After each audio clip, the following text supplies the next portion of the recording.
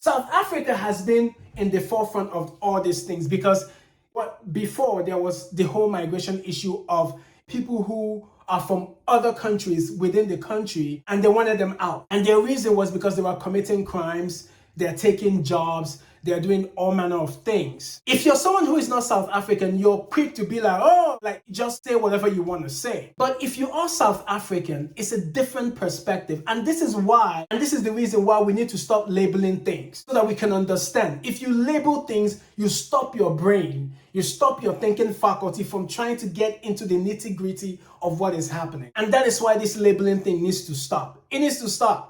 We need to be smart enough to have the conversation. Now, in South Africa, there's a lot of things. South Africa is free, quote unquote, maybe politically free. South Africa is not really a free country. South Africa went through apartheid, however you want to say it. Just ended in 1994. That's not even, how many years? Is that 30 years or something? That's nothing. But the truth is that South Africa is still segregated. It's still segregated. There's literally parts of South Africa, you Soweto here, then all of a sudden you have, is it Alexandria or something, is rich. There's extreme poverty, extreme wealth. The country is set up in a way that if I was a South African, I would be angry. It's like, I've been to Cape Town.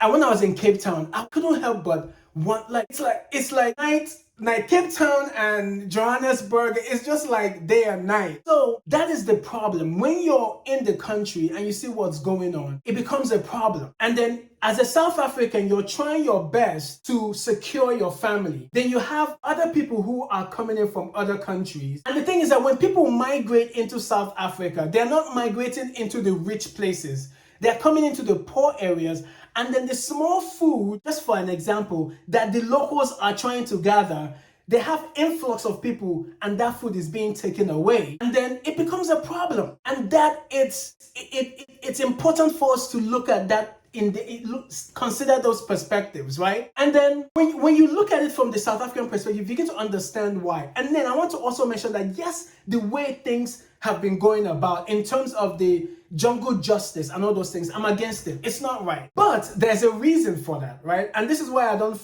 I try to understand. There's corruption, right? When the government refuses to do what it's supposed to do, when people have been pained, there's pressure, there's going to be a bust. And that's what's happening in South Africa. The government is not doing what it's supposed to do. The government is not securing the borders. It's not adhering to the laws when it comes to employment of South Africans and things like that. So the people have had enough and they've taken matters into their own hands. But it's important that we take a balanced perspective in all these things, right? What is important for South Africans or every other country on the continent to secure their borders, right? Is important. South Africans need to secure their borders. That's a no-brainer. It's a sovereign nation. Sovereign nations have to do that. They have to enforce migration laws. And this is where the immigration people in South Africa fall short. Now, I do want to say that going to South Africa, traveling in Southern Africa, South Africa was the best welcoming experience I ever had. While at the airport, the person was a very pleasant conversation, and the person, even though I went with my African passport,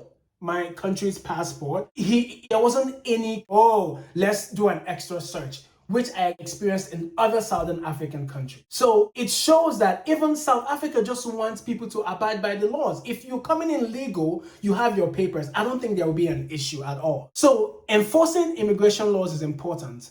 And because I've heard several things about corruption within the South African immigration sector, which is something the government needs to fix. Another thing is that countries have the right to deport people who are in the country unlawfully, but it has to be done through due process. For all you Africans, every African country has the right to deport people who are in their country unlawfully. However, it has to be done in due process.